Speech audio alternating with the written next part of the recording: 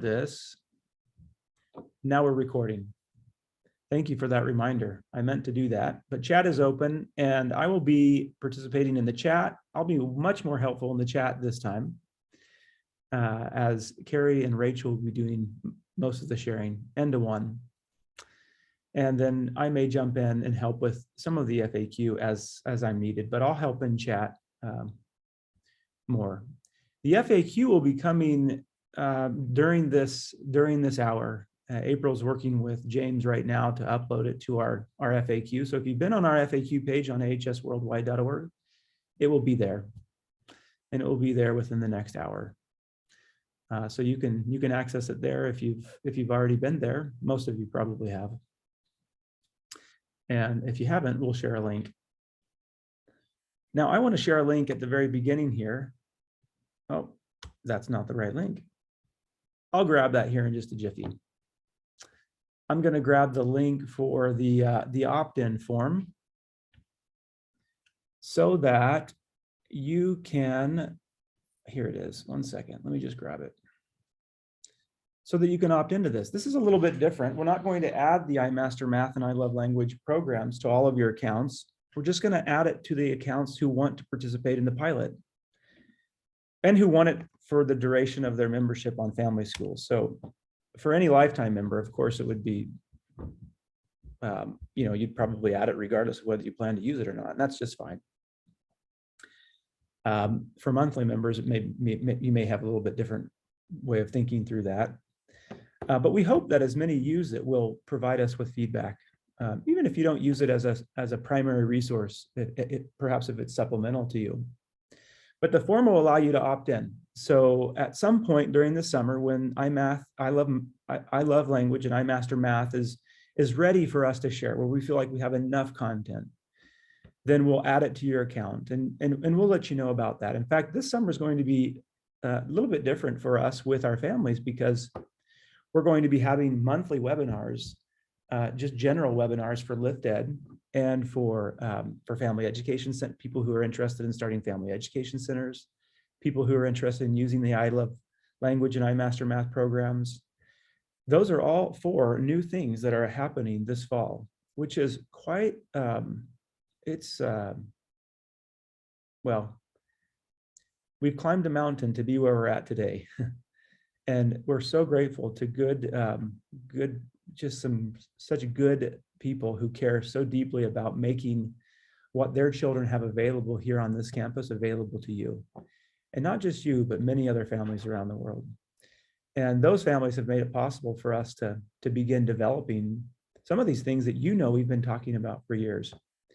And I know that's true because I know that there are many families here, and I see your names, and I know you've been with us for a long time. So you've heard us talking about Family Education Center, the Family Education Center Network. You've heard us talking about the desire to build our very own K Math and Language Arts program. The idea of building a platform on which it would all sit to deliver it to your children in a way that that accomplishes some additional objectives and overcomes some important challenges in homeschooling is something that was relatively new for you, but it's something we've been thinking about for a long time. I'm referring to LiftEd there. So all of these things began in earnest last summer when we received a significant donation to make it possible. I will say that that's only a quarter of the way through. So we continue to raise money for these programs. And I think that's important to just let you know, because some of you are aware of people, some of you are capable, some of you are aware of people who are capable of giving to a cause like this, a cause that is not for profit, never has been, and it never will be. And so in order for us to produce our building, I should use air quotes there because our building is curriculum. Our building is software. It's where our children show up every day, your families and your children, where they come to go to school. And that building will require a lot of money to build. Let me turn that off. And so if you know of families who have the ability to help us, then we want to talk with them. Please let us know. Okay, I Love Language, iMaster Math, 2 really exciting programs. And I'm excited to turn the time over to Carrie or Rachel first, and then Carrie. Is that right? That's the order that we're going in. That's right. Know that these programs are pilots, and we've said that many times, but we do want you to know that intentionally, this is somewhat of a bare bone curriculum that is focused on the academics. We really want to refine and prove the academics. We feel very strongly, we're going to share with you more about why we feel so strongly about our approach, our scope and sequence for each of these programs, but it still needs to be tested. There are assumptions that every curriculum provider, every curriculum producer makes assumptions about their approach, and everybody does it differently. Everybody says they do it the best. And we're going to say we're doing it the best. We will continue to improve this, mostly because of you this first year. And so we're grateful to have you on this webinar. We're grateful to be working with you in this pilot this year.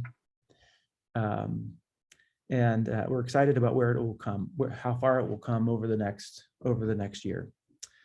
All right, I'm not going to share any more unless you need me, unless there's a question asked that I'm better to answer. Carrie and Rachel, the time is yours. All right. Peter, can you give me access to share my screen?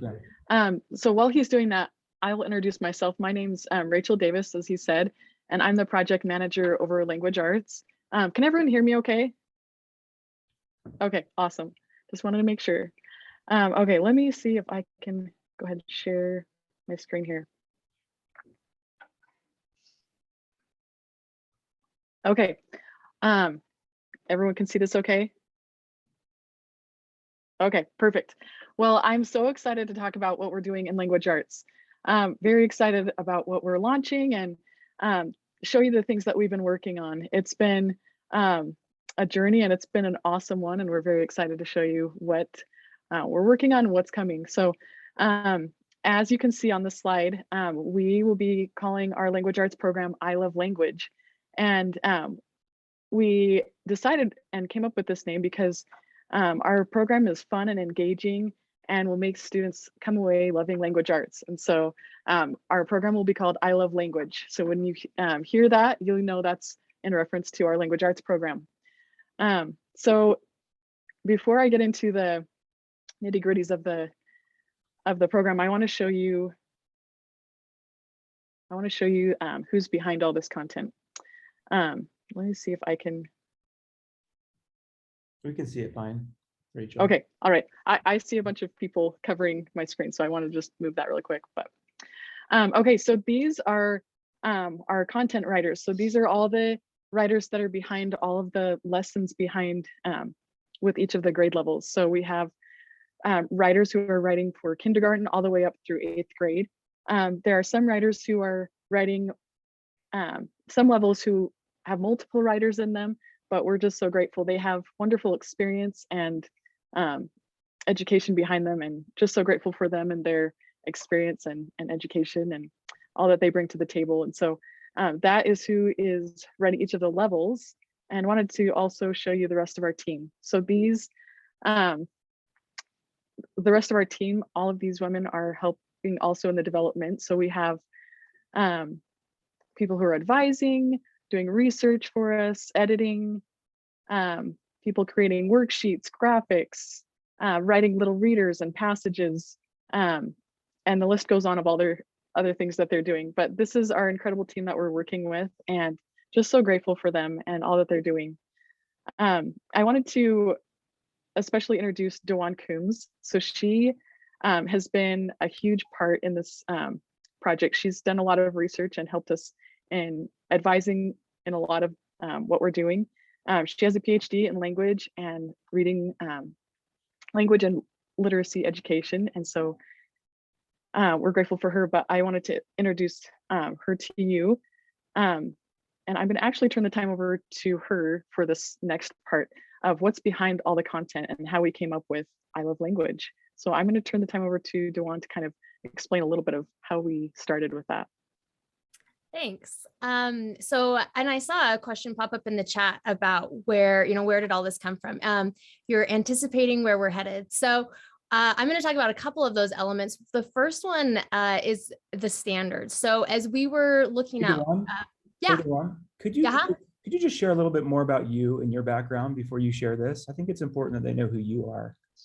sure. Yeah. So I grew up in Oregon, and I had a brother who struggled as a reader, and I watched my mom work with him a lot. And that kind of launched me into my career as a reading teacher and researcher. So I worked with struggling adolescent readers at the high school level for a few years before I jumped into the research that I do. But my research primarily involves how can we help students better, kids that struggle as readers, develop the skills, but also the confidences that they need to be able to succeed in reading tasks. So that's really where my passion is. And I'm interested in helping kids from all backgrounds find books that they love and learn how literacy really can benefit their lives. So is that? Well, did you share your work at BYU? Did you share what Oh, you're currently doing? yes. So right now I'm the secondary education coordinator at BYU, and I also work in the English teaching program. And then in addition to teaching teachers and doing that research, I consult with the Utah State Office of Education and other school districts trying to help them develop their literacy curriculum. And she's kind of single-handedly put together our team. She has worked with, she's kind of given us the cream of the crop of everybody she's worked with at BYU over the years. And that's why that team's so amazing. Thanks to Dewan. It's good. You do this long enough and you meet lots of smart people. So it's good to have them all interested and engaged in this. So as we looked at kind of how we were going to build these standards, Rachel and a lot of other people on the team, they looked across a lot of different frameworks that were available and tried to figure out what is it that is going to be most beneficial, like from these other frameworks that we want to integrate into ours. And so as they looked at the different components of strong language arts standards, they were able to pull some of those in. And then the other element that they looked at in conjunction with that is a lot of the research. So as we were examining different standards, different elements of those, we were able to look at the reading research that right now is especially focused on the science of reading. And we wanted to see how we could integrate that into the standards that were going to be the framework for this program. Not just the science of reading for younger grades, but also in the secondary levels, and how that shifts a little bit, and we wanted to make sure that the standards and the curriculum really reflected the needs of our early learners and then also of our adolescents. Perfect. And what, just piggybacking off of what Dewan said, so when we looked across the board with the standards and looked at where we were headed with that, we came across the Virginia State Standards, and they pulled away from the Common Core.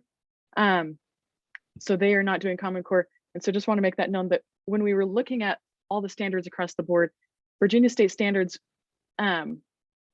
just to go along with what Dewan said, they were higher level thinking and in a lot of ways just worked better for our language arts program. And so we are going with the Virginia State Standards. I just kind of wanted to point that out. But along with what Dewan was saying, that how I Love Language came to be is not only standards and research, but we have an experienced team. All of the team they're experienced. They've taught before. They've been doing this for several years. And also, like I said, they have education. And so we took their experience and modified the standards to better fit our program and things like that. And then based off of that, we also integrated the American Heritage Principles and Values and modified the standards to fit our American Heritage Principles and Values, and wanted to build that community as we build our language arts program. And so that's how our program came to be, is standards, research, experience, and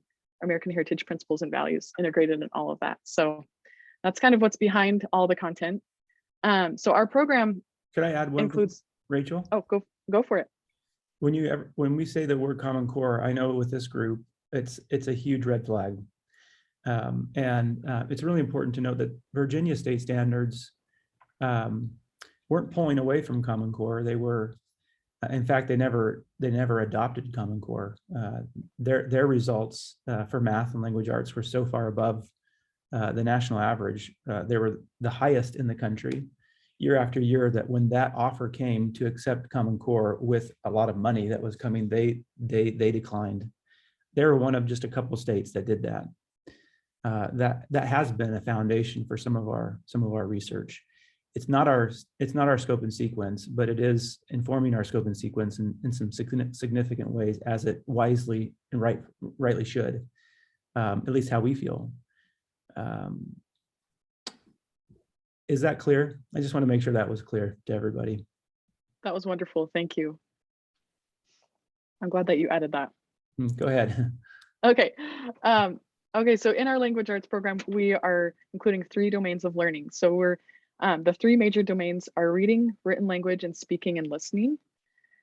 And I have an example of a scope and sequence for level 1. And I want you to notice that there are those 3 major domains that I just mentioned: reading, written language, and speaking and listening.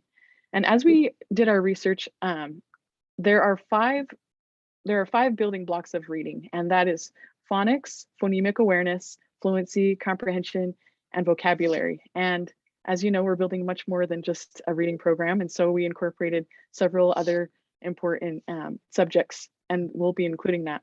So I want to go over just some of the essential skills that will be included in each of the lessons. So under reading, we have phonics and phonemic awareness, we have fluency, and we have comprehension. And then under our written language part, we have spelling, grammar, and writing.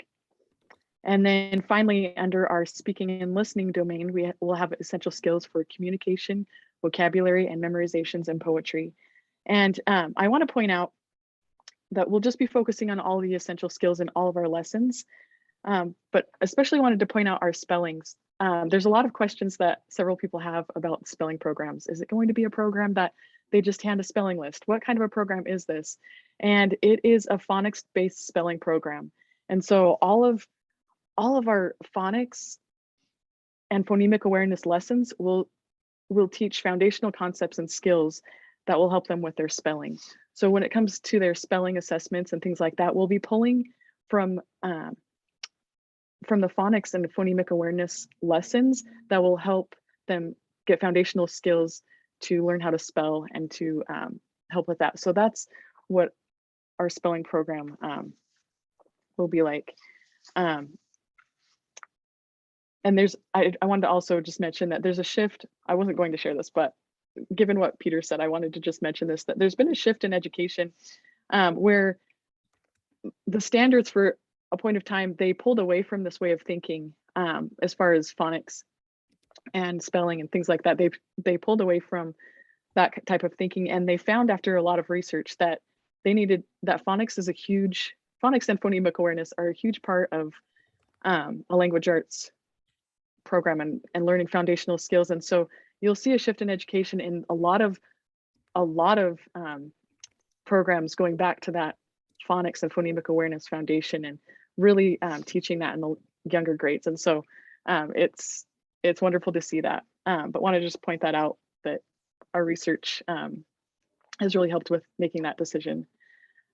Okay, so let's just talk a little bit about the pilot version and what that includes. So that is this fall, so 2022 to 2023. And I Love Language lessons will be available on familyschool.org. It will be parent-led for this version. And so all of the lessons that you'll see are parent-led. Our hopes is that you will provide support where it's needed for your child, especially within the younger levels of language arts. And we really encourage parent feedback to make changes for our future versions. This is being a pilot version, we need your feedback so that we can change things for the future and see if things aren't working, then we can modify that so that's even better. And so we really encourage that feedback.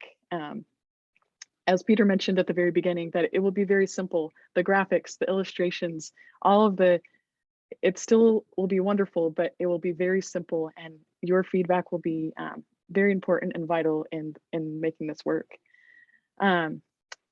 Okay, and then wanted to point out that assessments will be available. They'll be administered by parents each week. And so as you see assessments, that will be a big thing for you. Placement tests will be available 2023 to 2024. So they will not be available this year. So we just encourage, especially in language arts, to place your child in the level that your child would be at normally if they were to be put into a school. So whatever age they are, to go ahead and put them in there. A lot of parents think that, well, my child knows how to read, so they can skip levels. And there are important foundational skills that sometimes can be missed with comprehension or fluency or writing if we skip grades. And so I just encourage you to put them in the grade level that they would be in normally. And so Could I phrase that a little bit differently, Rachel? absolutely, yeah.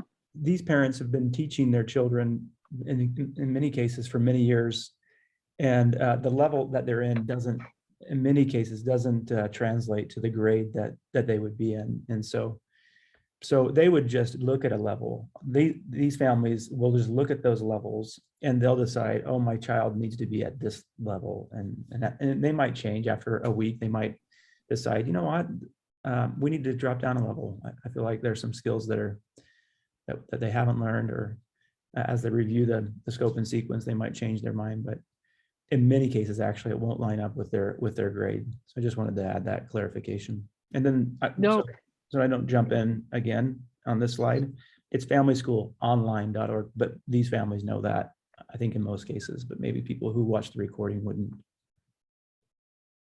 No, I'm glad you said that, and you beat me to it, but I was also going to mention that as you go through these levels, like Peter said, if there's something that you can see we need to go back a level, that is great, and we encourage you to do that. So how Peter said that you're welcome to go up a level or go down a level according to your child's needs. That's what we encourage, but just as a starting point to go ahead and do that. And then the materials needed, all material will be printable on familyschoolonline.org.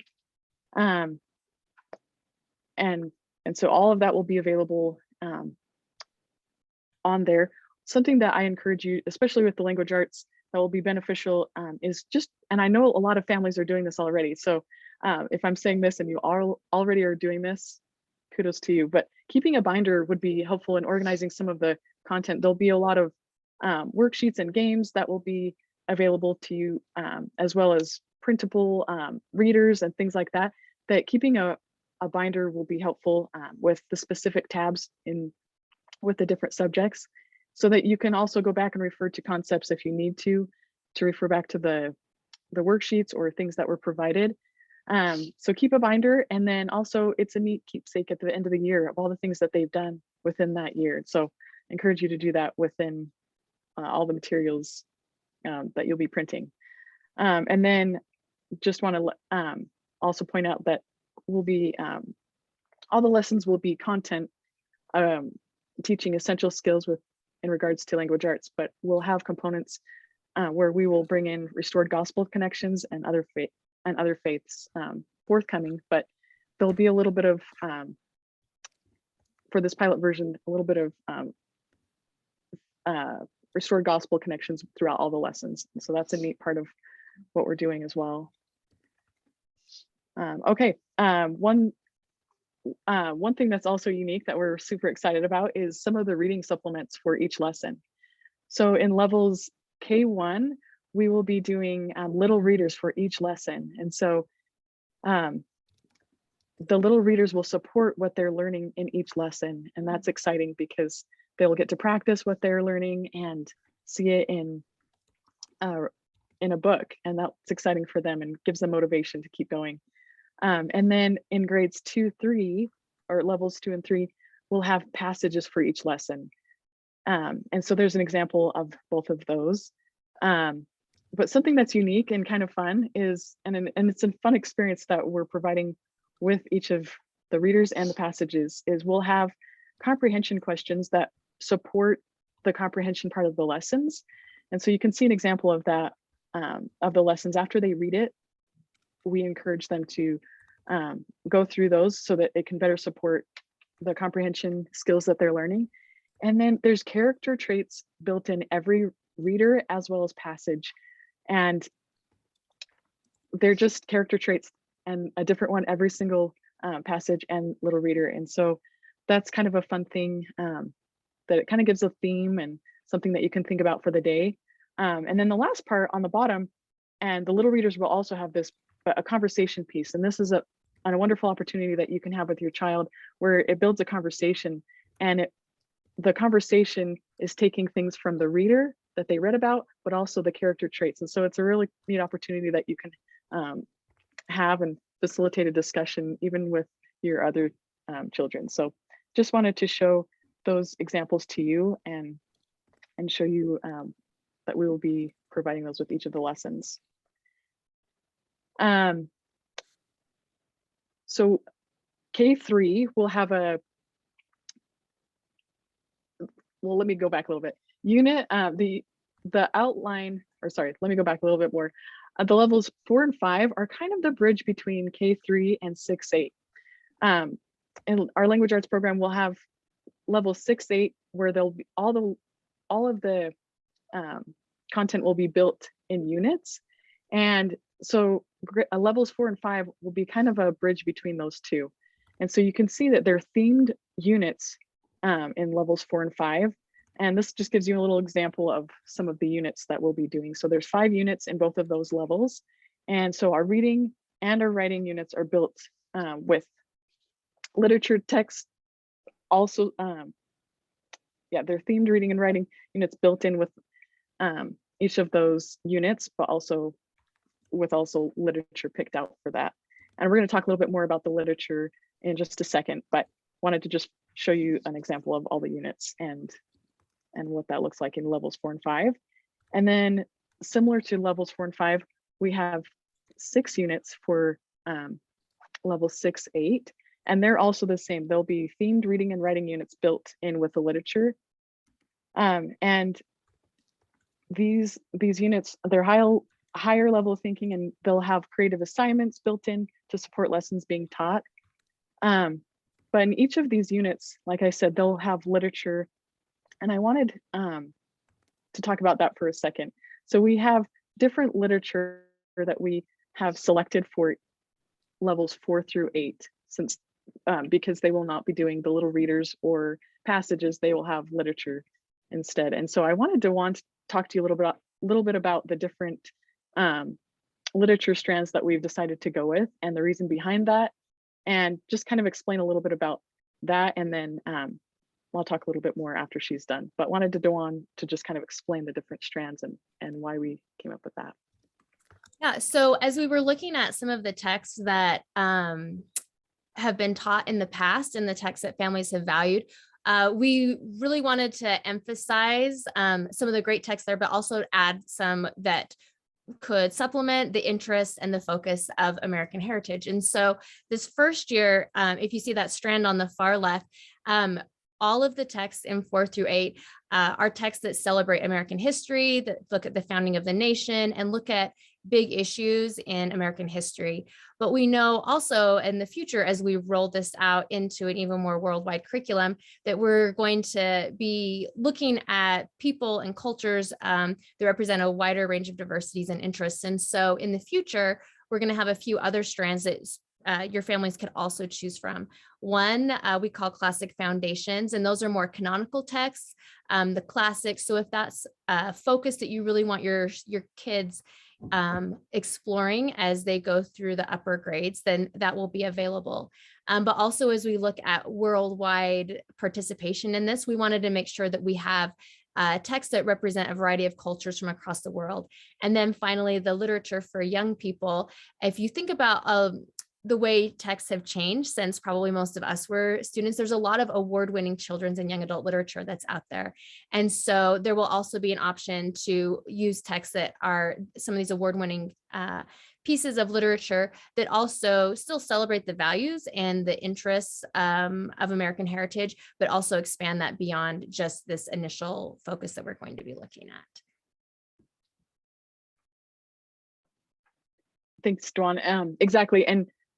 And as we, like she mentioned, we will be focusing on the American Heritage strand for this fall and for this pilot version, but also with that, I don't want you to think that we're going away from some of the texts. We have pulled some of the texts that they have already been reading in the literature course that we have available, but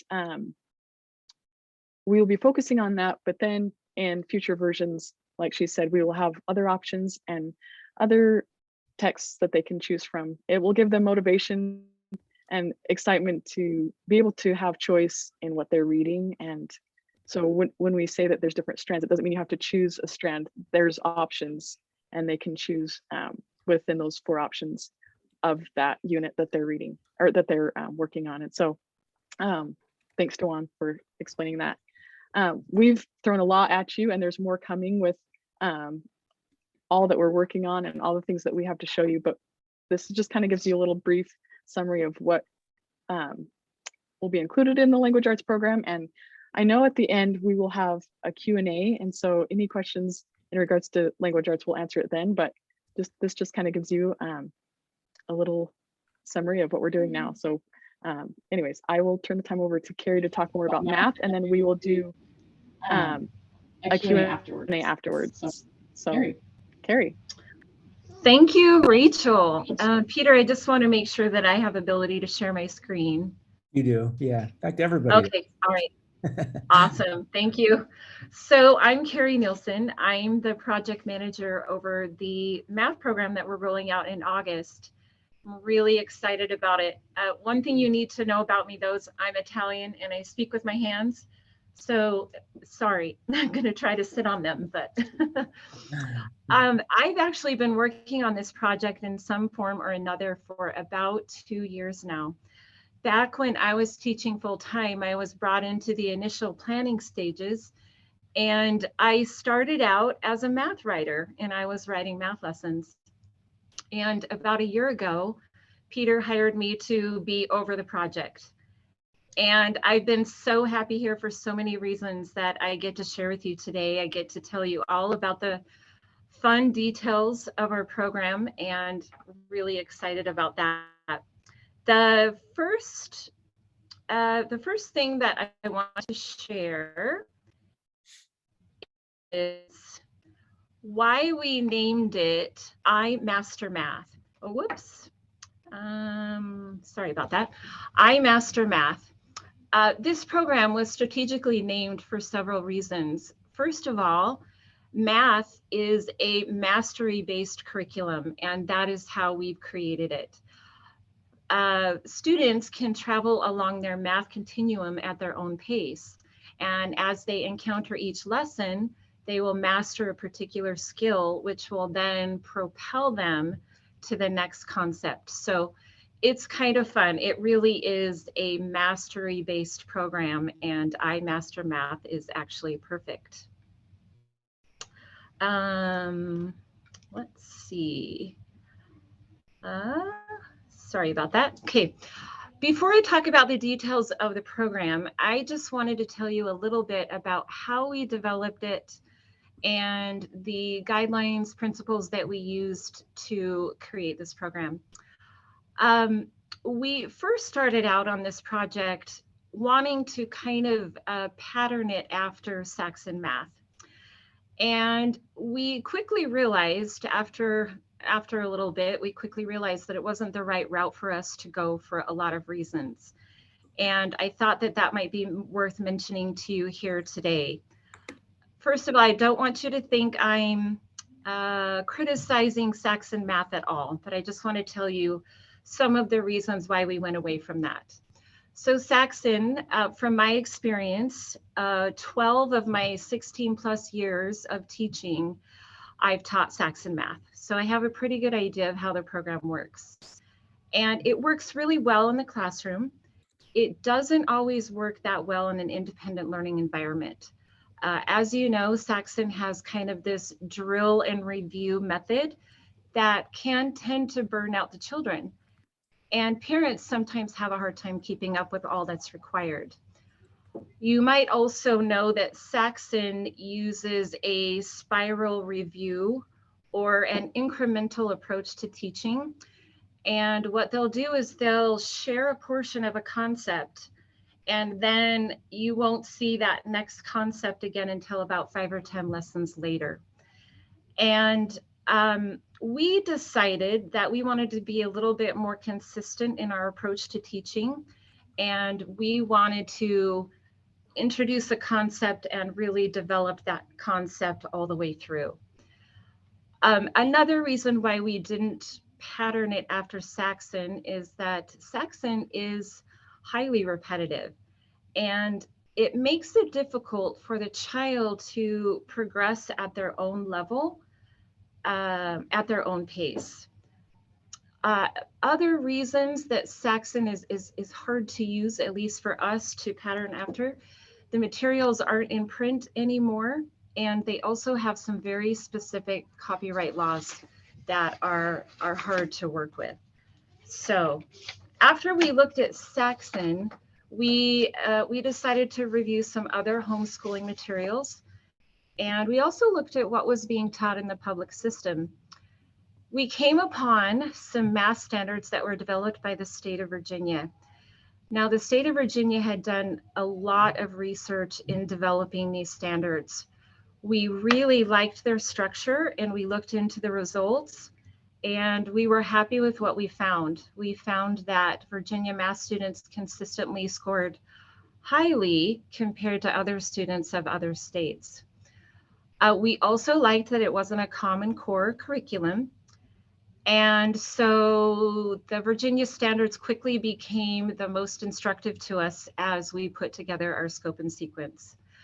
So we have taken those standards and we've adapted them to fit our mastery program.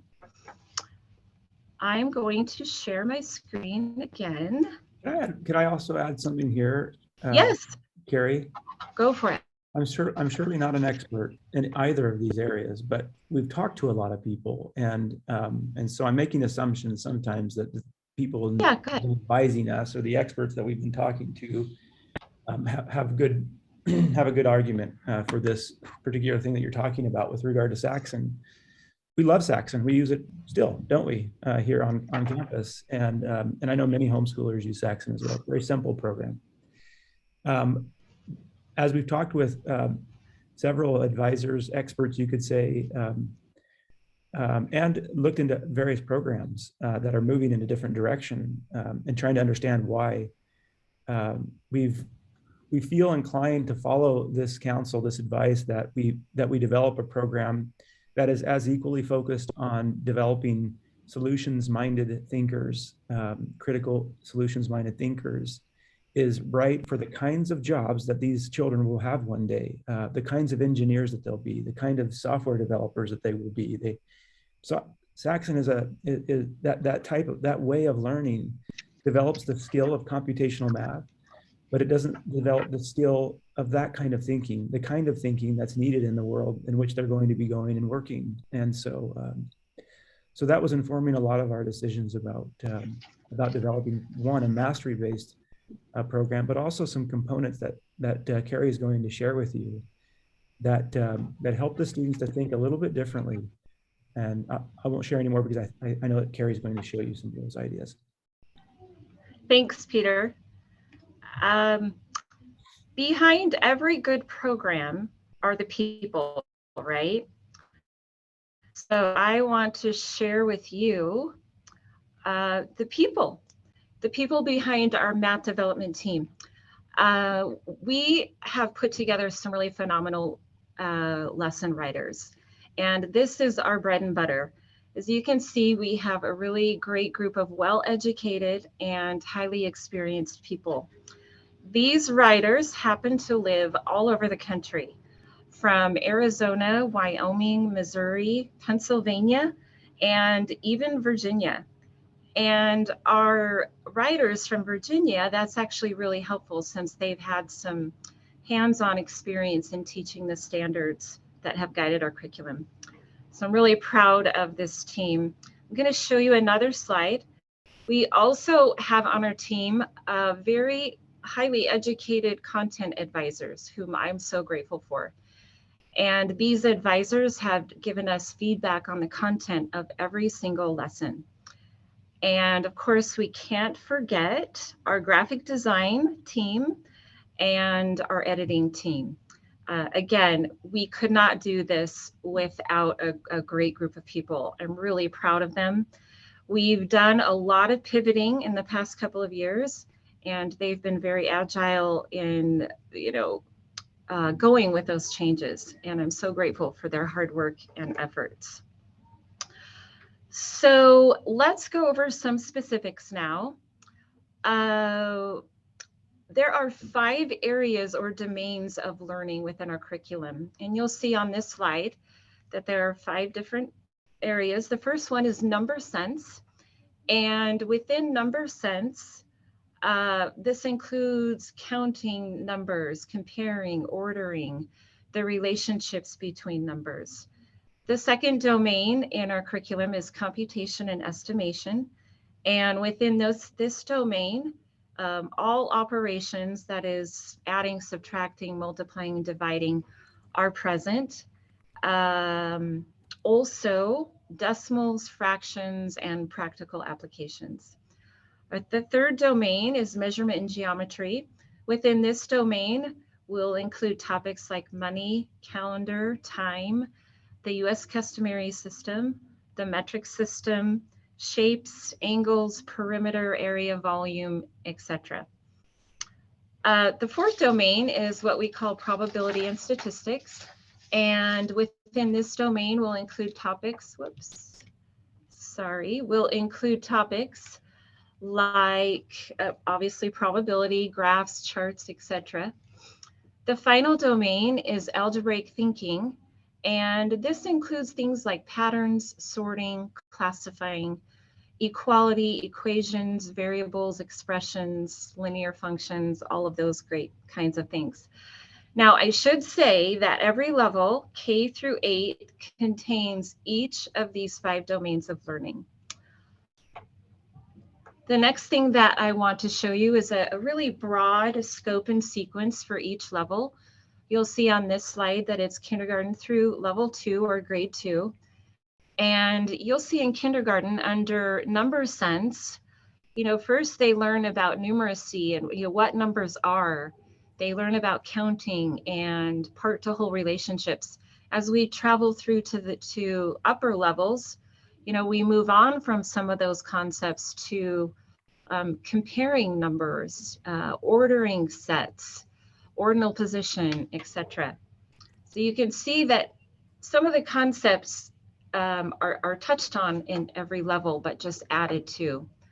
We'll move to levels 3, 4, and 5, which equates to grades 3, 4, and 5.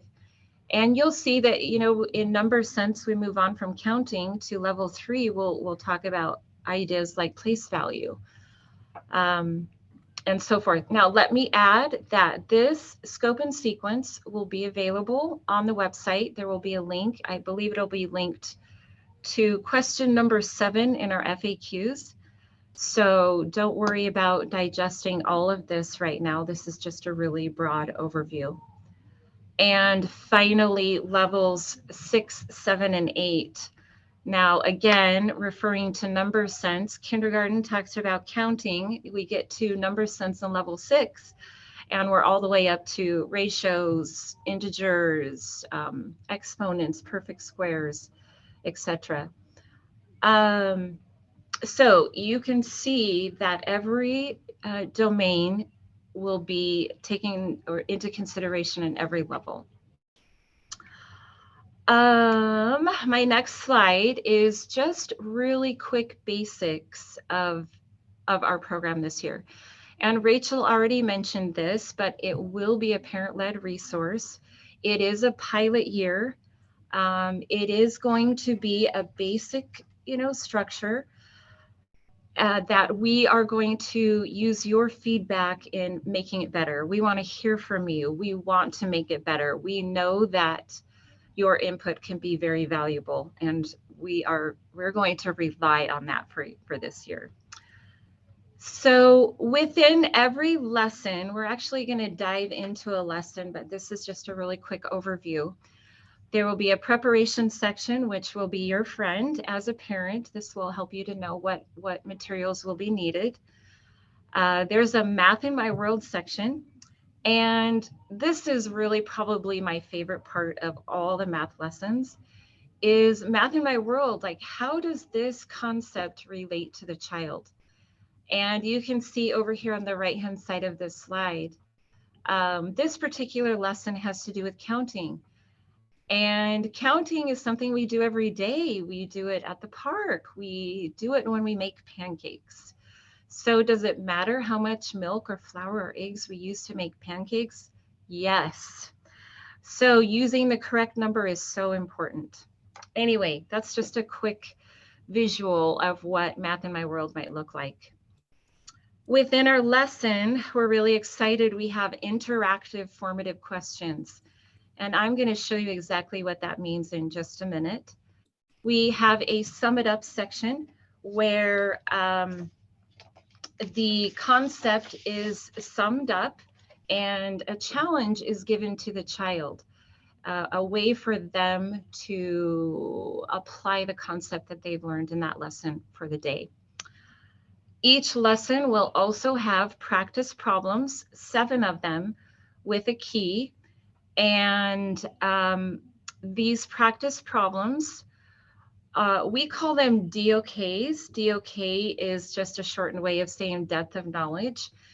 And depth of knowledge actually comes from, you can look this up, but Bloom's taxonomy, level 1 problems, we call them DOK1, recall and reproduction. DOK2 or level 2 problems, it goes a little bit beyond. Skills and concepts, this is where higher level thinking will be represented. Comparing, contrasting true false with explanation or finding an error within the example problem. And then finally, we have 1 level 3 or DOK3 problem within each lesson. And the DOK3 problem is where we are really trying to develop the child's strategic thinking. And Peter referred to this. We're really trying to develop thinkers that will help them in the future as they prepare to get jobs. DOK3 problems are interesting because they have more than one correct answer. And you're probably thinking, like, how can that happen? The DOK3 problems are very difficult to come up with, but also very helpful, like I said, in developing that strategic thinking of the child. So I'm going to stop sharing for a second, and I'm going to actually take us to a lesson that is on the family school right now. And this is actually going to help you kind of get an idea of what we've created.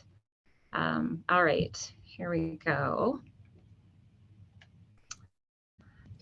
So the family school looks like this. I'm in course library here, and you'll see math K through 8 courses. Now, this may not be highlighted for you right now, but I promise it will be available beginning in August. So let's dive into a level K lesson. So you just click start here, and we're actually going to go to this second lesson. Now you'll notice that the lesson title always starts with I can.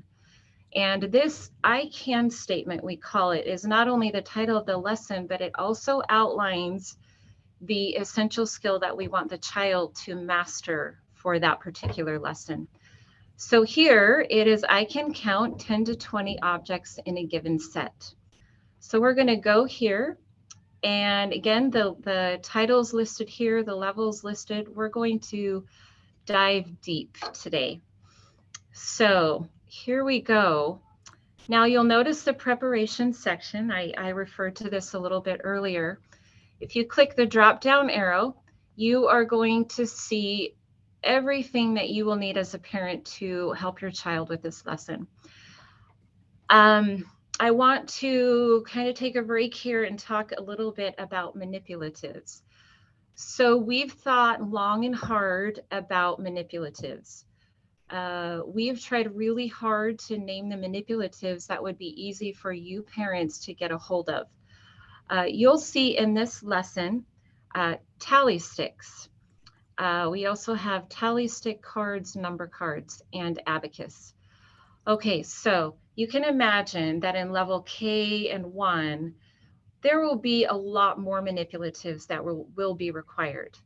But again, we've chosen manipulatives that are very easy for you to get a hold of. If you can't go to Amazon and get a hold of it, then we haven't included it. So we will have reference to all of these manipulatives. As we get into the older levels or the older grades, the manipulatives become a little bit easier to get a hold of, like rulers, a circle-shaped object, things that you have lying around your house. The other thing that we've tried to do as we get into upper levels of math is to provide you with manipulatives that could be printed out. So we've tried really, really hard to think about you as the parent and to think about what things that you can actually get a hold of. And again, feedback, we're all about feedback. If you have feedback about this, please let us know as you get started. Our resource list includes the practice problems in which the parent would print out and the child would actually use a pencil to answer the questions or answer the practice problems on a piece of paper. There is also a practice key, and I'm going to get to those later, but the practice key is for you as the parent. You can print this out or you can look at it online, and it will guide you as how to correct your child's paper. Not only will it have the answer, but it will have a brief explanation of why the answer is correct, or modeling how the student should be thinking in order to answer the problem correctly. If there's vocabulary, it would be listed here. We'll just scroll up. And again, Math in My World, here's a cute picture. Look at your hands, wiggle your fingers, look at your feet, wiggle your toes. Again, we're learning how to count objects in a set 10 to 20.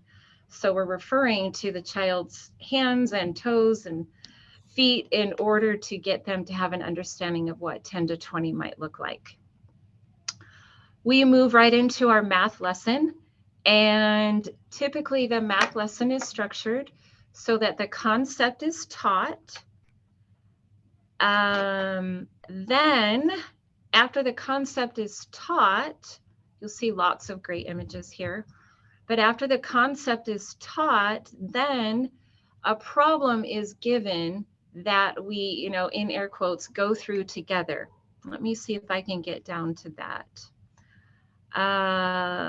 All right, let's see what it looks like on our abacus. We can start with 10, which is the top row of beads. It actually shows how to get 10, and then adding 3 more from the bottom row, 3 more is 13.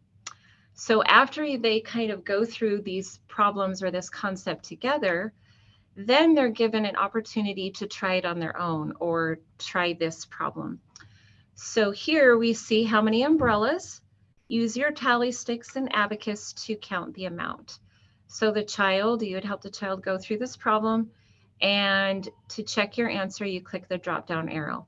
Okay, well, using tally sticks, there's 11 umbrellas. This is what it would look like using tally sticks. And 11 looks like this on your abacus. So really great interactive questions that help the child to understand, what 10 to 20 looks like, what 10 to 20 objects look like in a set. So this lesson actually has a lot of try it on your own problems, which is really great. Finally, we get to our sum it up section. I told you before, this is where we sum up, we summarize what the lesson was taught, or what was taught in the lesson. And typically, the child is given a challenge or some way to apply the concept that they have just learned. Okay, finally, the record section. Here's, I promised to show you what the practice problems look like. So you just click on that link, and you'll see the practice problems listed here. Again, the parent would print it out. And as I mentioned before, the first 3 problems are what we call DOK1. They're simple multiple choice or fill in the blank, sometimes matching questions. You'll notice here most of these were multiple choice. Then we move on to our DOK2 level questions, or 4, 5, and 6. And these questions represent a little bit higher level thinking. So here, count the number of bees and use your abacus to show the quantity. And finally, number 7 always represents a DOK3 problem, which represents the strategic thinking. All right, so Sarah found some seashells. She piled them all together. She had more than 15, but fewer than 20. So how many shells could Sarah have? So here you can see there's more than one right answer, but the child really has to think about what more than 15 looks like, or what less than 20 looks like. The last thing that I want to show you in the lesson, I'm actually going to have to go up here, is the practice key. I promised to show you that. The parent isn't alone in grading your child's work. Here's the practice key. So the correct answer is 14, or C. Number 2, the correct answer is D, and so forth. You'll see that it's in red, and you'll see that you can be guided through on how to grade your child's paper.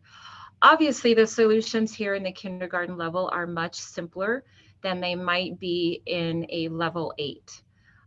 Don't worry, we have solutions. We have help for the parent in correcting the homework to help the child realize why or why not, or why they may have not gotten the answer correct.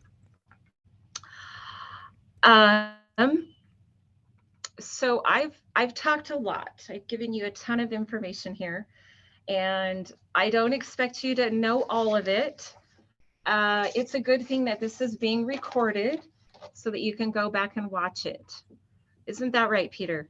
Yeah, it's great. And we've had a great discussion on chat too. Lots of really good questions, and I think we've got to all of them except for one. I said that we should wait for this section.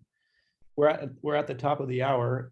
Both of you did a great job helping everybody, helping those here, and then any who watch the recording understand why we're developing the curriculum in the first place, how we're doing that, who's helping us, and what are perhaps some of the expected outcomes for this pilot year, and then in years to come. I've been answering some questions related to how the resource will be adapted for LiftEd next year. Of course, this is the parent-led resource, and you've explained that.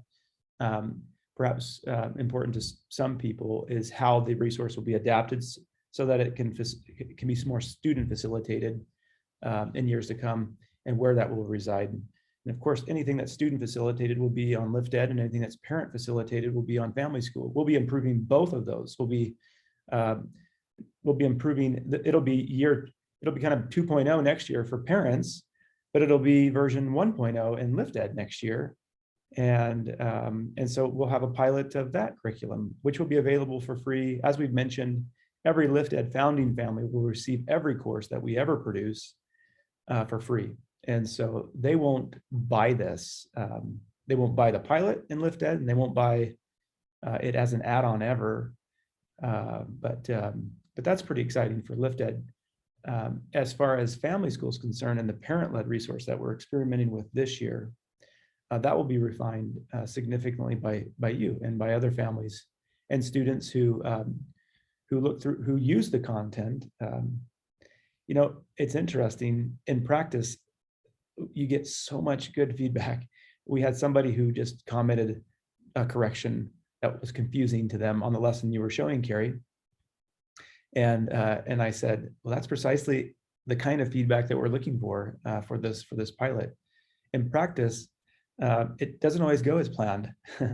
And so we can only plan theoretically, hypothetically, and we can envision your your students learning with you, but we'll learn a lot, and we'll have to modify the resource quite a bit as we. I mean, they're all very experienced teachers, as you saw. The team has a slate of experienced teachers who've actually taught in class, so they're doing a good job at thinking through that. How will this be received by a learner? But teaching in the home to one child one-on-one or shoulder to shoulder is different than 25 students, in which case most of these teachers have that experience. They don't have your experience. So there's a little bit of a gap there. That's important to understand too. All right. Q&A, should we just carry on? We'll just carry on for Peter, about 2 minutes. Yeah. Peter, some people got on a little bit later. Can you explain to them again how they opt into this? Oh yeah, in fact, I could probably say, no, it's not, because I just shared the FAQ link. I'll go ahead and share a couple links. For starters, we'll have this recorded and we'll share this in an email to every family, you and any family who's ever been connected with us. So you'll get this in your email. There'll be a link to this webinar. There'll be a link to the opt-in form that you can use to indicate that you do want to participate or you want to have access to it. And the link to the FAQ that April just shared again, it'll have those links in your email as well. But as we're answering some Q&A, I'll go back and grab that opt-in link so I can share it here as well.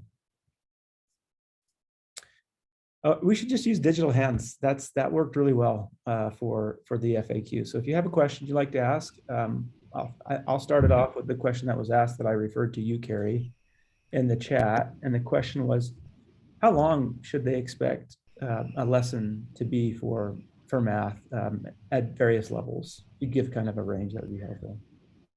Yes, so that's a really good question. Our goal was to keep it shorter for obviously younger levels.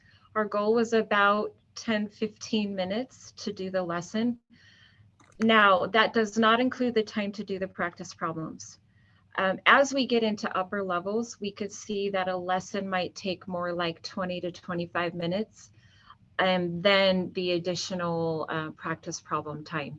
And of course, everybody goes at a different pace. So those practice problems might take longer for some children than others. But that was our goal, kind of somewhere between 10 to 25 minutes for the lesson. Does that help? That's great. Go ahead, Kim. Hi, thank you so much. We're super excited about this program. So in regards to that, I was the one that had the question about how long the lessons should take.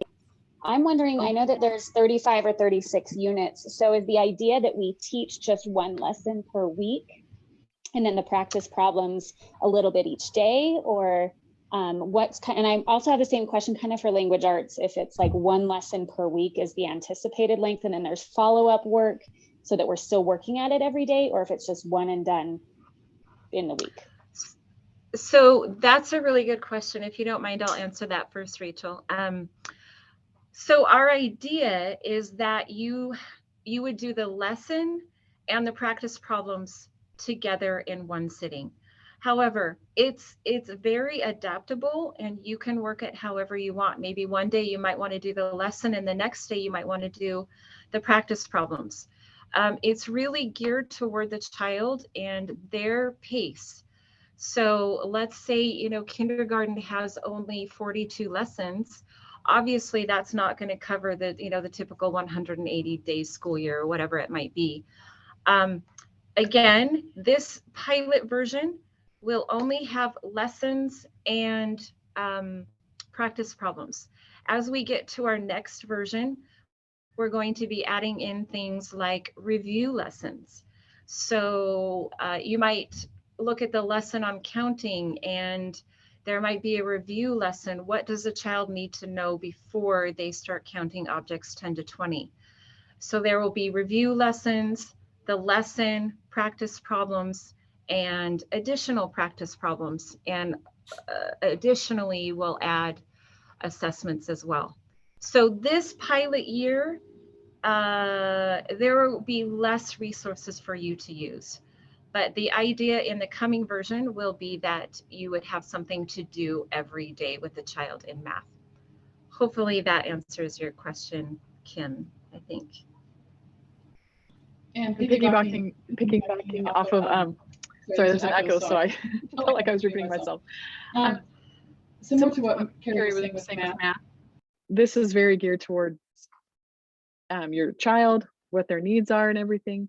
But we've created the language arts lessons as kind of like, they're not a unit, but we're building it as if there's all, well, going back a little bit, when I showed all of the different components of the language arts, there's a lot to teach in a language arts lesson. And so we've geared it kind of so that they're having reading every single day in their lessons. And then we're alternating with the written language domain and the speaking and listening domain every other day. And so if you decide to take 1 or 2 days on one lesson, that's okay, but we're building it so that there's about 4 lessons each week. So there's a lesson per day. And then the 5th day is lesson or assessments and also review activities that you're able to do and things like that. But if you decide to take 2 days on one lesson, that's up to you. And if your child needs that, that's up to you. But that's how we're building it. We'll build it so that there's 4 lessons for each week. There's language arts. This is a comprehensive language arts program. There are a lot of language arts programs out there that focus on spelling. All About Spelling is a good example of that. It's a great spelling program.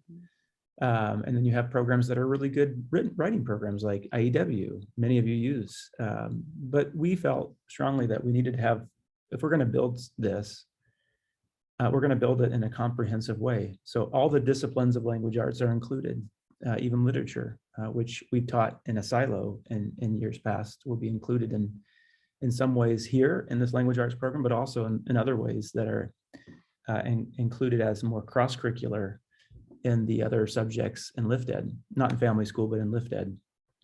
And so in a comprehensive language arts program, you can imagine there's no way that we could produce that in a way that would be effective for a learner to use once a week.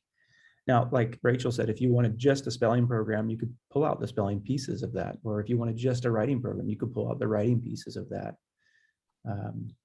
But this is being developed in a comprehensive way that we feel will require, well, probably best facilitated 1 lesson a day, maybe a little less if you want to go year round, and Fridays focusing more on assessments and reviews and those kinds of things.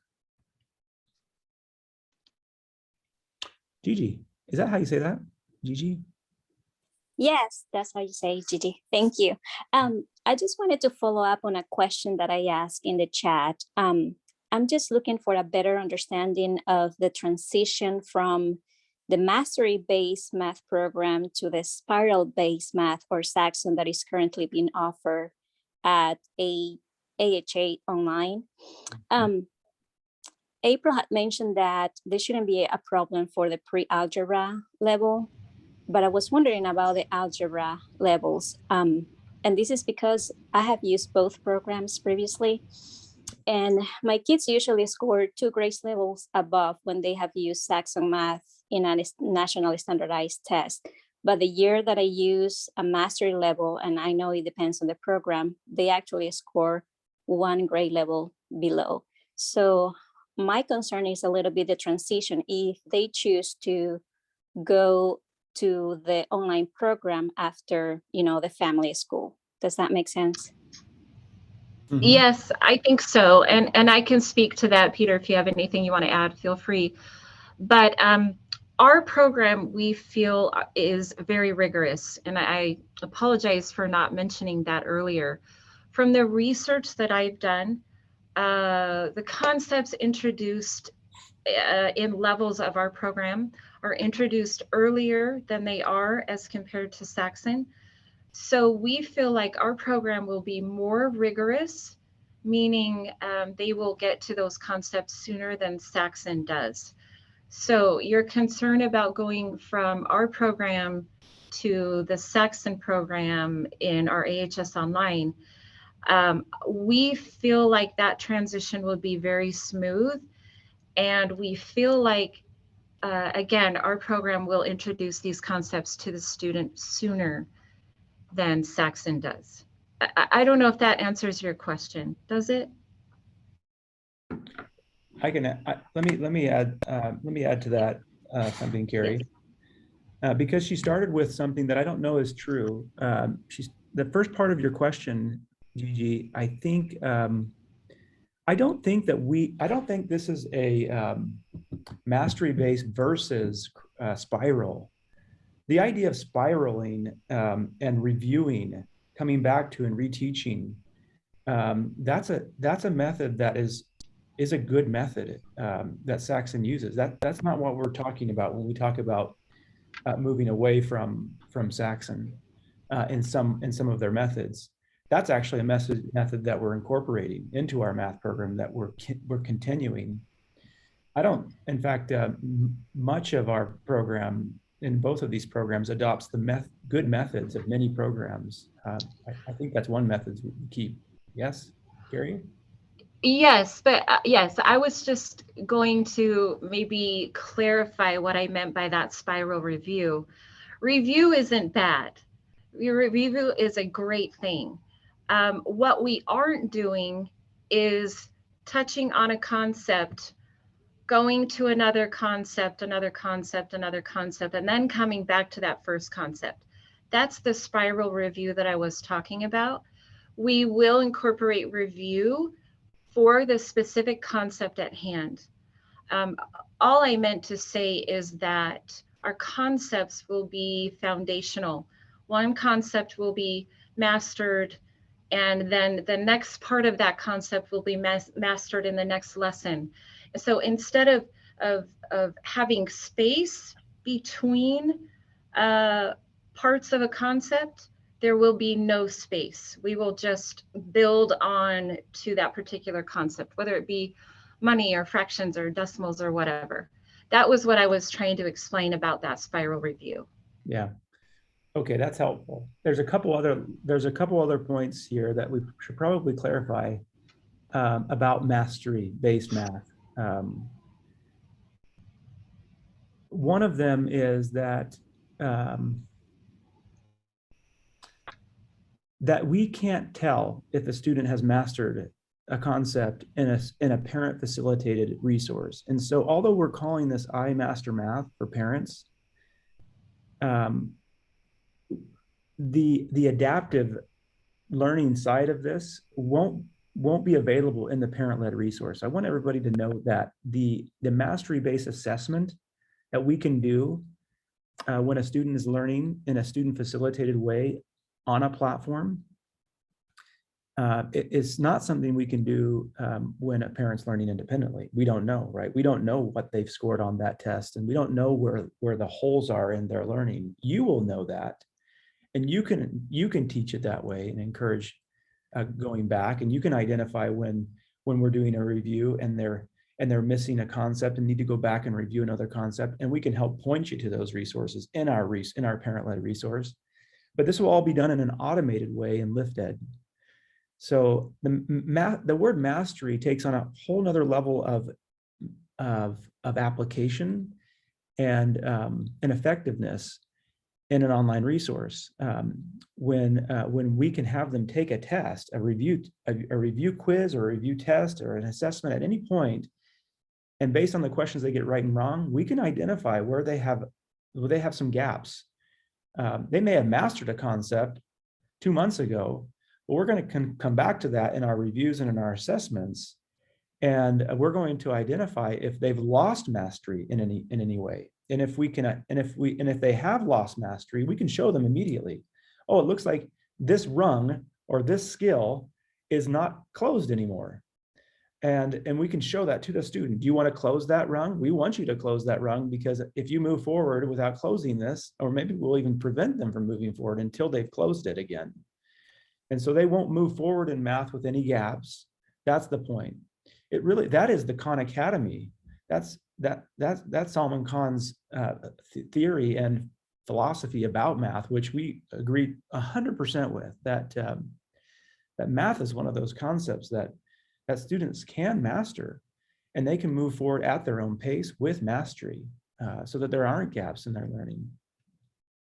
Well, we can do that. We can achieve that in an online format much easier than we can with a parent facilitated resource. You have to do that as a parent, whereas we can drive that in a student facilitated resource. Peter, can I just add to that, in this parent-led resource, you know, as a parent, you'll be able to gauge how well your child has conquered, mastered the particular lesson or skill at hand through the practice problems.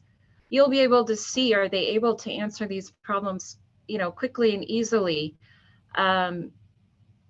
Yeah, that would be my guideline for this parent-led version, is using those practice problems to determine whether the child has mastered that concept.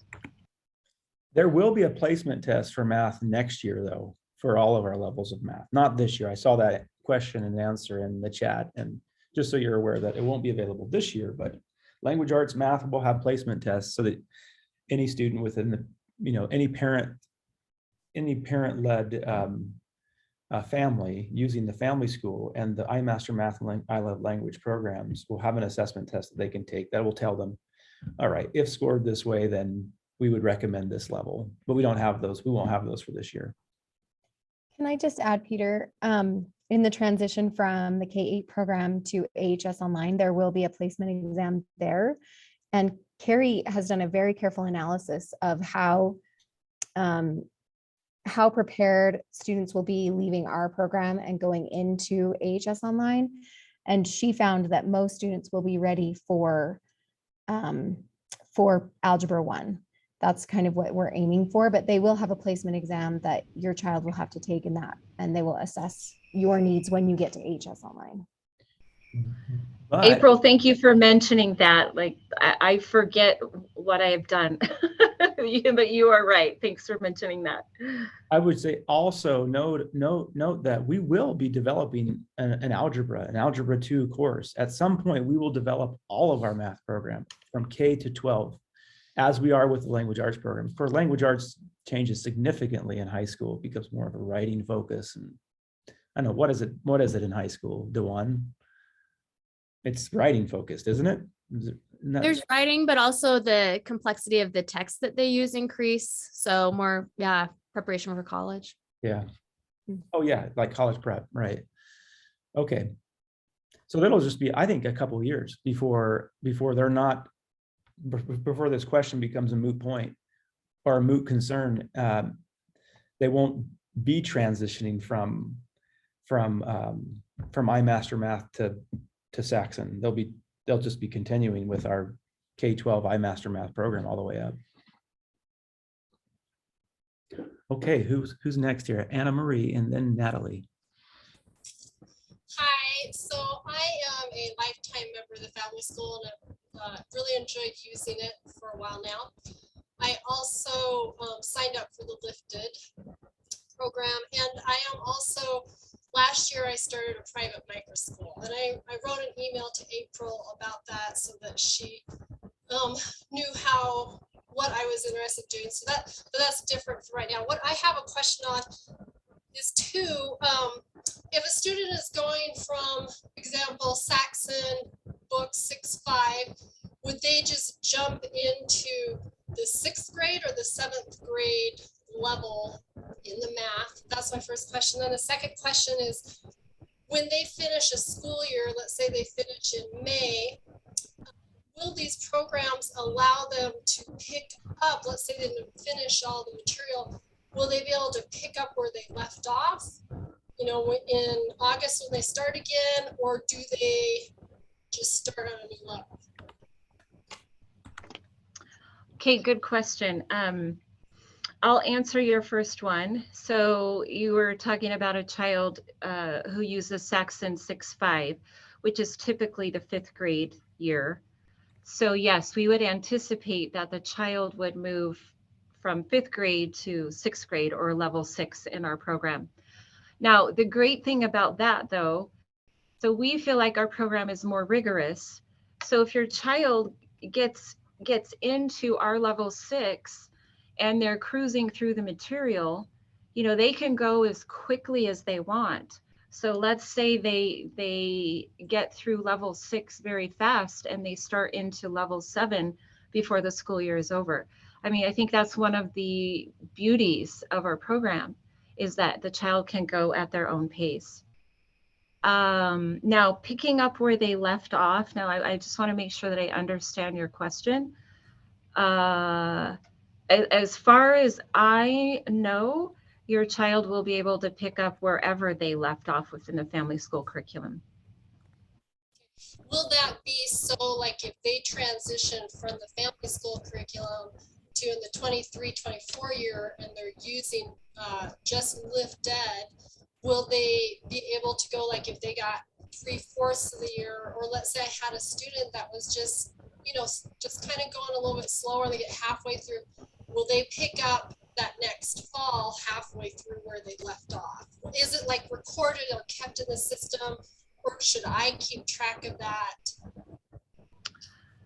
Peter, I'm going to defer to you on this one, since you know a little bit more about the ins and outs of Lift Ed. Oh, I was afraid you were going to do that, Carrie, because I was answering the question and wasn't listening.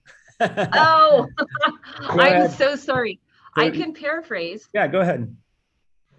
So she's wondering, so if they do the pilot program this year, and let's say her child only makes it through halfway of, let's say, level 6, and then they pick up again in the Lift Ed platform, Oh, yeah. you know, will they be able to pick up halfway in level 6? Will the Lift Ed platform know that? So they will be able to pick up where they left off. Yeah, that's a great question. And sure, they will be able to. They would be able to. The question is, will they be able to? Will we have it? Right? Will we have it? As far as, it's very likely. In fact, I would almost say, I would guarantee that we don't have the entire student facilitated version of these levels available next fall at the beginning of the school year. That will have the first quarter of it done. And so if they made it through half of a level in the parent-led version of level 3, then it might be a quarter into the year before we even start publishing online in Lift Ed the second half of that same course that they still need. So yes, they can. The question is if we'll have it for them day one, and it's not likely unless they only made it through a little bit of it, right? Does that make sense? Thank you. Natalie. Hi. So I really appreciate all your guys' hard work. I can tell this is just a massive project that you guys have been working through. So I really appreciate everyone's hard work. I just wanted to ask, I'm liking what I'm seeing in the lessons and things, but one thing that we have especially loved about AHS and the math and language arts curriculum we're using right now is the good and the beautiful, and they also incorporate God and the gospel into every lesson. And I'm just wondering, is that a standard that you guys are incorporating? Are you guys going to be doing the 4 R's? Is any of that being worked in to your lessons? Are you speaking specifically about math? Math and language arts. I'm curious about both. Okay, so I will let Rachel answer about language arts, but I can speak to math, obviously. We tried to incorporate gospel principles into our math lessons. We started out doing that, and I'll tell you that in a lot of the lessons, they became forced, and we felt like we were repeating some of the same types of gospel principles. So we backed away from that a little bit. Obviously, we have good content that develops character and things like that, but we went from a gospel approach to math to a math in my world. And that's where the child can relate to math based on a situation that they understand of their world. So it's not that we're just totally against it. We just found that it was hard to incorporate it in a natural organic way. We felt like it was becoming forced. So we backed off from that. Like I said, and we went to Math in My World. Could I add to that? Yes, please. Yeah. It's not that it's yes, to say we backed off is one way. It really became more about authenticity and math. There are just simply not the opportunities to incorporate principles and character in the same way that there is in history or science. It's very, very natural. We've looked at a lot of Christian curricula out there, like The Good and the Beautiful, that are not gospel-based, but they're Christian, they're good. And I would say The Good and the Beautiful does a really good job at this. There are others that are really contrived and that come off. I mean, just because Noah had 2 hippos and 2 giraffes and we can add them and they make 4, doesn't make that a Christian curricula. What it does is it waves a flag that we're Christian. And that's the wrong approach. We're not going to do that. And children can pick up on that, by the way, when we make connections to faith, we're connecting those in a meaningful way that apply directly to the principles and skills that are being taught. That happens rarely in math. That happens often in parts of language arts, and in other parts and at other levels, it doesn't happen as much. We're going to pick the best words, the best writings to teach certain skills and certain language. We're not going to throw Nephi or Lehi in there just so that we can say this is restored gospel based. If Sam is eating eggs, and that's the best way to teach a skill or a letter, then we're going to use, I'm pulling from green eggs and ham. That's probably DeJuan's laughing. But I think you get my point. This language arts can be bathed in the gospel in really meaningful ways, especially with what they're memorizing, right? What they're writing, what they're reading in some cases. That's just what I was, sorry, I didn't mean to cut you off, Peter, but ahead. I was just going to, when you said memorizations, we are incorporating, and I loved how you said it, and we've mentioned this a lot, but it's content bathed in the light of the gospel. I think DeJuan first said that, but that's exactly what we're doing in language arts, and it's easier to do that than math.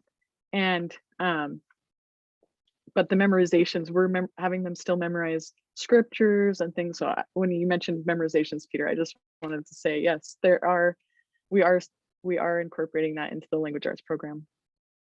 And in future years, we'll even adapt language arts. We'll never have to do this with math because math isn't going to be faith-based inherently, but language arts will be. And so we'll have to adapt that in LiftEd for other faiths, because LiftEd is being produced for families of all faiths or families of no faith who just want a real high character principle education. As all of you know, that 95, perhaps 95% of the principles, Jane Matt can correct me here, I see that she's on, but 95% of the principles that we make connections to in the family school are not restored gospel connections. We don't own them, right? We don't have a monopoly on teamwork and honesty and living a chaste life and taking care of our bodies and being good friends and being kind. And all of these principles are meaningful to members of all faiths. But we do use the Book of Mormon and quotes from prophets and meaningful church resources to deepen the faith of their fathers, right? Your faith, or the faith of any father, any mother. We'll be able to do that in LiftEd. Family school will always be a restored gospel focused, connected resource. It always will be. We're not going to take family school and adapt it for other faiths, but we will provide LiftEd for that purpose. Jane, you want to add something? Well, I think you're totally right, Peter. I don't know, maybe if you asked Nanette, she could probably figure out a gospel principle for every single math lesson. But I think for sure in the literature and that all of the language arts, there's just that's rich in ability to do that. So yeah, absolutely there. So, but I do appreciate what you said, and I totally agree with you.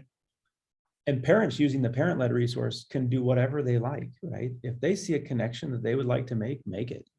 Right? Absolutely. Like we want that. That would be our goal, would be that the parents could do that, and then the children learn how to do that, and Yeah. so forth. That really is the goal, to get them to be thinking and likening. Yeah, awesome. Emily Fletcher. Emily, go ahead. So I just had a question. I love this comprehensive language arts program, but I had a question on, so I know that, like, for me personally, that has been foundational to make sure that my children know can they read, can they write, can they read, and can they spell? But if they're at different levels on different things, is there a way to maybe catch up or to keep up? I guess, is there a way to say, okay, well, I know the placement test will be later, but to make sure that they're not missing things, or would you recommend like quickly going through lower levels if you have someone who really can't do the writing or the spelling or the grammar part of it? That's a great question. That's a really good question. And I think, so you're saying that if your child is a little bit lower in writing, but not in reading, can they be at the level and go back? Is that what you're asking? Well, yeah, is there a way to make sure, so like you were saying, or I don't know if it was for yours or for the math, just start them at a level and keep going, but wanting to make sure that nothing vital is missed. Because if you have a kindergartner and you start with kindergarten, that's fantastically wonderful. But the number of other students who would need to be at other ages when they're coming into this program, I know that for me, I was switching programs around a little bit, trying to make sure we don't miss any of those foundational principles, because especially in the lower elementary, first, second, third, fourth grades, if you catch them then, they can learn everything else they will need to learn for the rest of their education. But if they're missing vital components at the beginning, then they're missing the vital components to be able to pick up what else they need. Yeah, beautifully said. That's exactly right. And if you can see that as you're starting a level with your student and you see that they're missing some things, you're fine to go back a different, a level behind and have them work on some of those foundational skills for sure. And that's where a parent-led resource, you're the only one that can gauge that right now, because there isn't a placement test. And so if you're seeing some of those gaps, we encourage you to go back and help them with those gaps that you can see that they're missing. So if there's concepts that, or like, let's say they're strong in one area, but they're not in another, feel free to go back another level. That's the wonderful thing about that, it will be available to you. Hey, You want to add to that, Peter? Yeah, just that it'll be difficult for them to do that this year, that in future years, they can do like Grant Von Harrison would have recommended. This is one of the methods that I loved about Teach Your Child to Read and Teach Your Child to Read using the Book of Mormon. He went as far as to say every student, regardless of how well we think they're doing, should start at the beginning and zip through it all and just go through it quickly. And that the parent, now his was a reading resource, right? It was specifically teaching your child to read, right?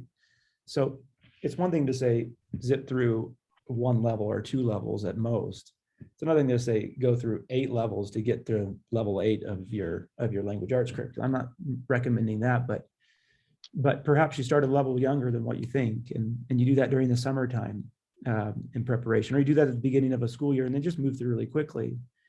That's something that he advised for littles, right? For those non-readers. And but I think it's a good philosophy, a good idea. Generally, it's just you can't do that this year because we won't have it all for you to zip through, right?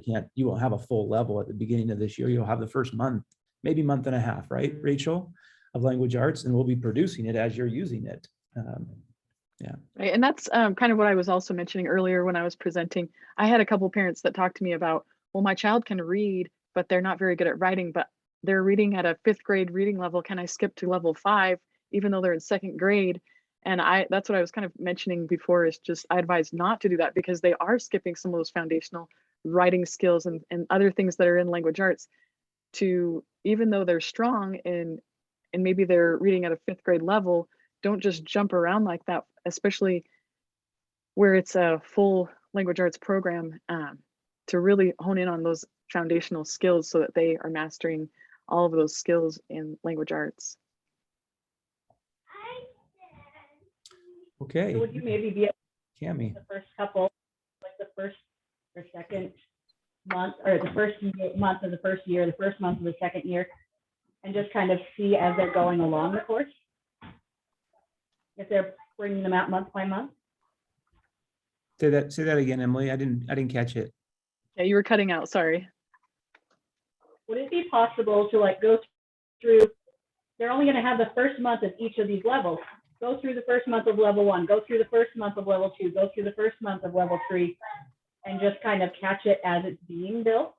Sure. Or the lessons get long to be able to feasibly do that? Well, obviously it's going to take more time to do that, but if you felt like there was some benefit for your child, then you could theoretically, you could do that. And we'll be sending out our scope and sequences so that you can actually have an idea of what they should be mastering and learning in each of those levels. And so you'll have an idea of what is taught in each of those levels.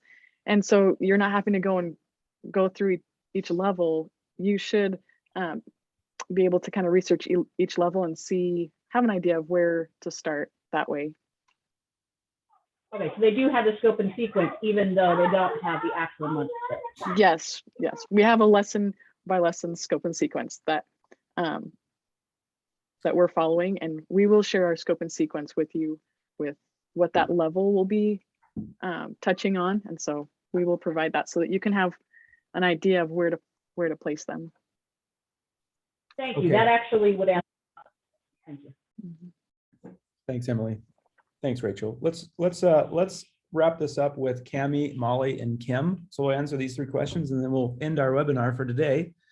And then Molly takes over. Go ahead, Cami. Well, I actually just got on because I just saw the email. So I was just wondering if there's going to be a place where I can go back and rewatch this. Yep, we are sending an email to everybody with this recording, and with the links to the other things that were referred to in this webinar. We should just upload the PowerPoints as well. Well, I guess they can watch those. Never mind, that was a dumb idea. Yes, the question is yes. The answer is yes. Thank you. Yep.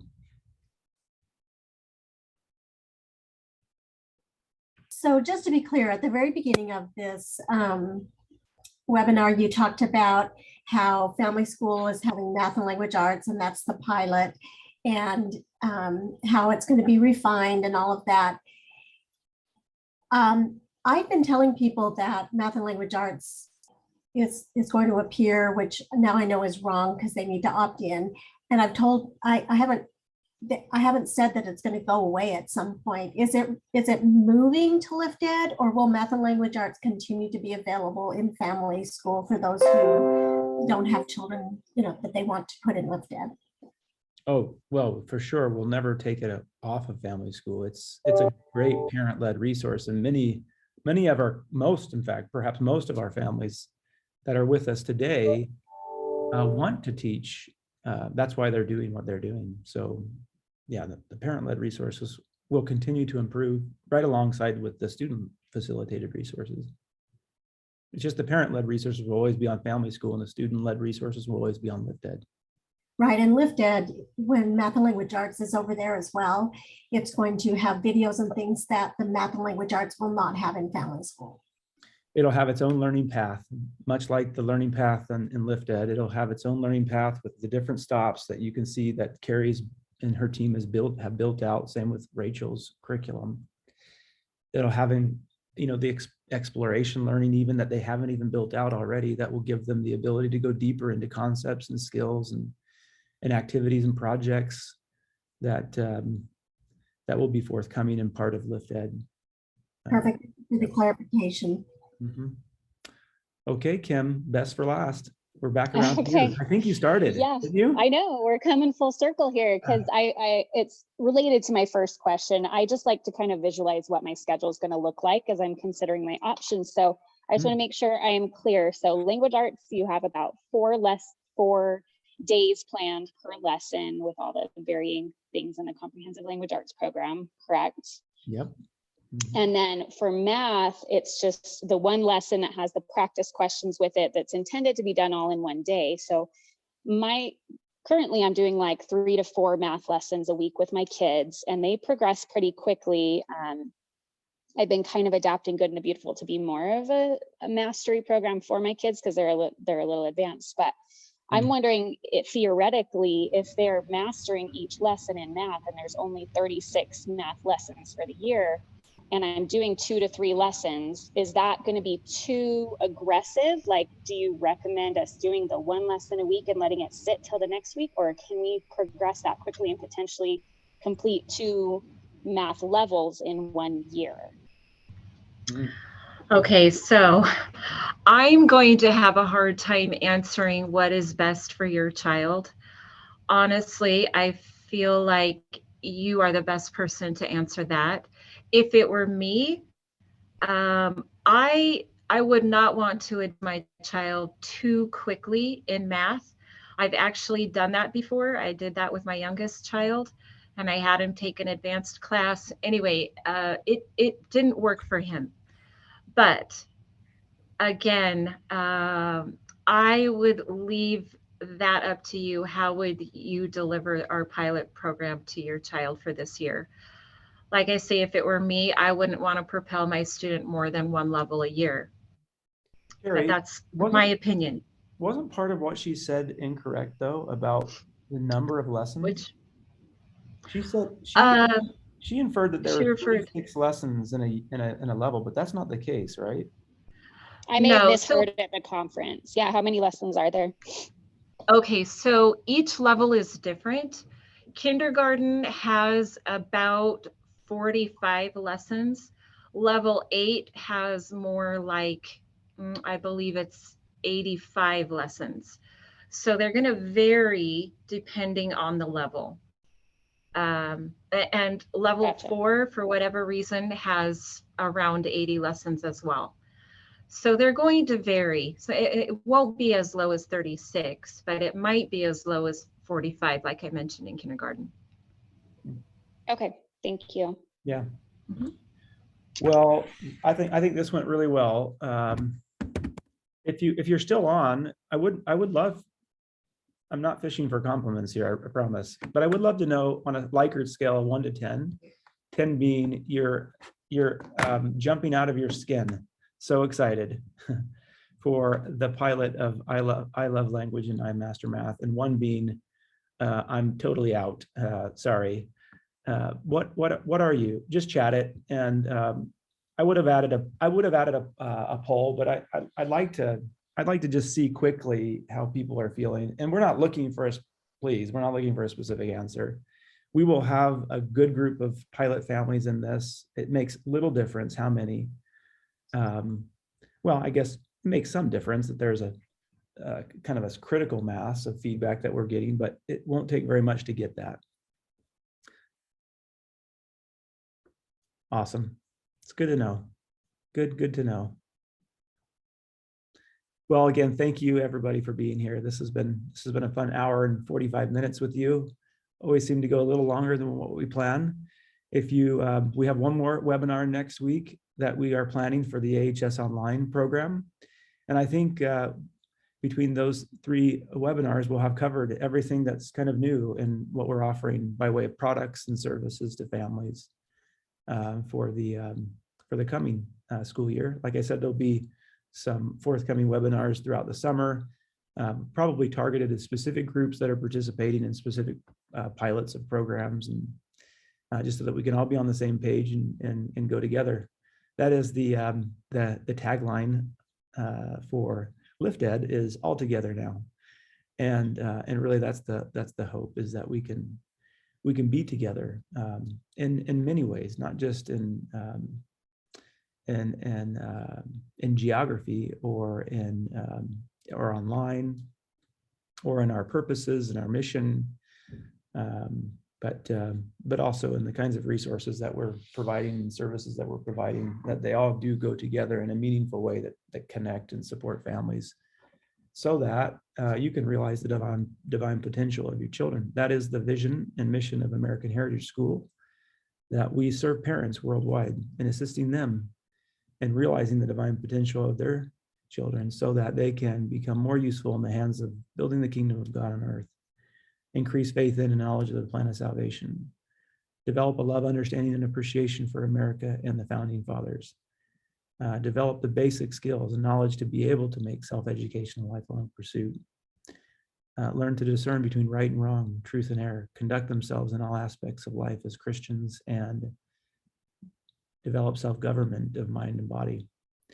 And so everything that we've been talking, everything that we produce should be in harmony with that mission and be done in a way to help you to help your children become those things that are the tenets of an American Heritage School. All right, thank you all. Sure love seeing you and visiting with you when we get the chance. It's not often, but have a wonderful day.